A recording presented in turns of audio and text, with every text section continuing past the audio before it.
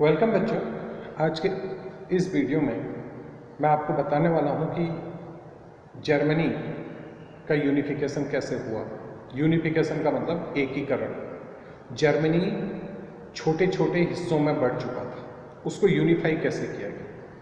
तो हालांकि middle class tried to united the Germany but what it were repressed by the monarchy.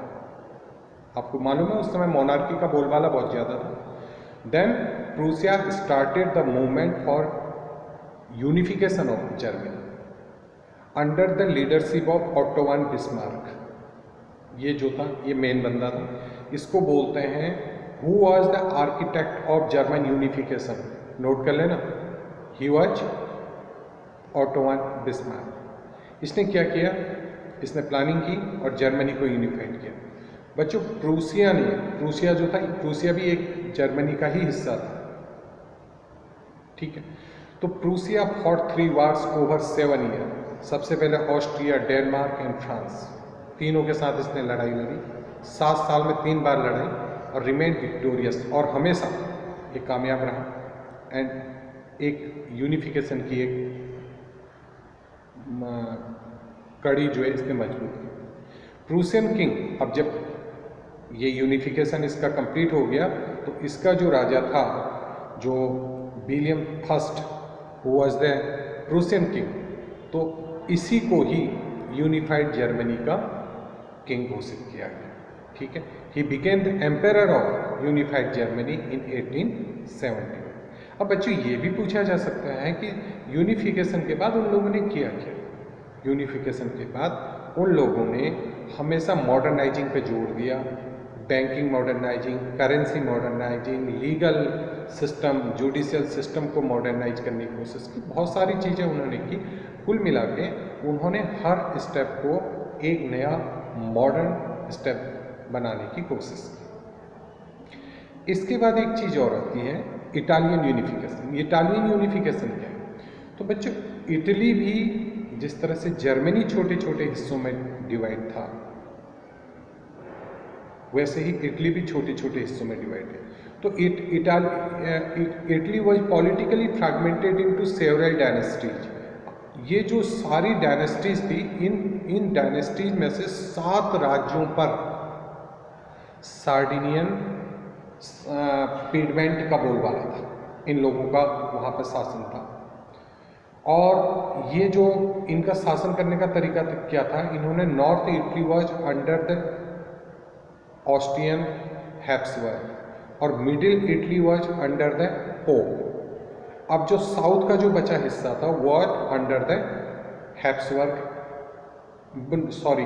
Bourbon dynasty of Spain. इस तरह से इन्होंने 3 हिस्सों में इसको कवर कर रखा था। नॉर्थ में क्या बताया मैंने आपको, ऑस्ट्रियन हैब्सबर्ग, मिडिल जो इटली का जो मिडिल हिस्सा था वो पोप का था, और जो साउथ का हिस्सा था वो बॉर्बन डायनेस्टीज का या शासकों का था। उसके बाद Mazzini put together programme for unitary Italian republic and also form secret society. उसको यंग इटली कहा जाता है, मैजिनी इफर्ट्स पे। अच्छा, इसमें एक चीज़ है, इसमें इसका जो लीडर रहा, जो उसको लीड कर रहा था, वो था मैजिनी। मैजिनी ने बहुत सारे एफर्ट्स की और उन्होंने एक सीक्रेट सोसाइटी यंग इटली के नाम से बनाई, लेकिन ये फिलहाल उनके जो एफर्ट्स थे वो फेल हो गए बच्चों। उसके बाद उन्होंने क्या, chief minister Cavour through the diplomatic alliances France defeated Austria in 1859। The responsibility of united Italy was given to the King Victor Emmanuel II in 1861। बच्चों कौन था वो किंग विक्टर सिंह? तो ये he was the King of United Italy। Question ये भी आ सकता है, who become the King of United Italy या who become the King of United Germany। तो थोड़ा ध्यान से आप लोग इसको लेसन को समझें कि इसके अंदर क्या बात की गई, और हु मेड सीक्रेट सोसाइटी, ठीक है। उसके बाद जोसेफ गैरिबाल्डी, जो रिवोल्यूशनरी ऑफ इटाली, वो भी इस अलायंस में शामिल हो गया। शामिल होने के बाद यूनिफिकेशन, फिर आपको पता ही है हम लोग जब कोई इस तरह का यूनिफिकेशन करना चाहते हैं या कुछ बदलाव लाने की इच्छा हमारे अंदर होती है, इसलिए हम इन चीज़ों को यूनिफाई करते हैं। तो वहाँ पे शुरू में तो ऐसा था, जर्मनी में भी इटली में भी ये बिखर गए थे, छोटे छोटे राज्य थे, राजाओं के राज्य हुआ करते थे, जिसकी मर्जी जैसे आए वैसे कर लिया।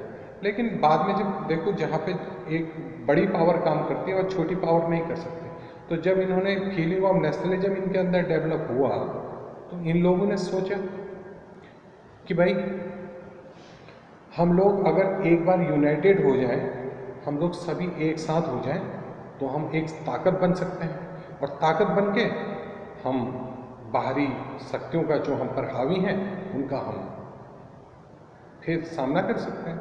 तो ये फीलिंग इनके दिमाग में आई, मैंने आपको बताया था फीलिंग ऑफ नेशनलिज्म डेवलप हुई, जिसकी वजह से इटली और जर्मनी को भी यूनिफाइड किया गया। ठीक है, थैंक यू।